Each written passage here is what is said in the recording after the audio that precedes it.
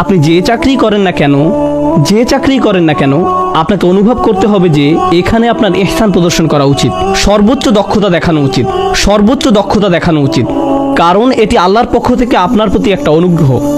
যদি এই চাকরি না থাকতো আপনাকে মানুষের কাছে হাত পাততে হতো, আপনাকে মানুষের কাছ থেকে টাকা ধার নিতে হতো, বিদ্যুৎ বিল দেওয়ার জন্য, মুদি দোকানের বিল পরিশোধ করার জন্য, আপনার বাচ্চাদের খাবার কিনে দেওয়ার জন্য।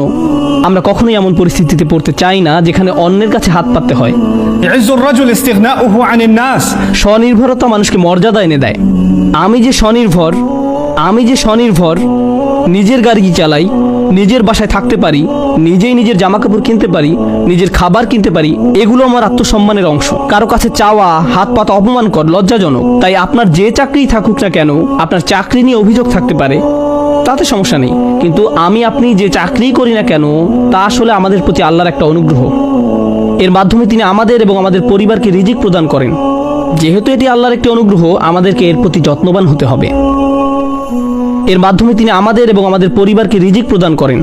আমাদের কাজগুলো ঠিকভাবে করতে হবে। চাকরি করার সময় ঘুমাতে পারি না, ম্যানেজার সবসময় দেখছে না বলে ফাঁকি দিতে পারি না, কেউ চেক করছে না বলে আপনি মন মতো যখন তখন যা খুশি করতে পারেন না। এর মাধ্যমে তিনি আমাদের এবং আমাদের পরিবারকে রিজিক প্রদান করেন।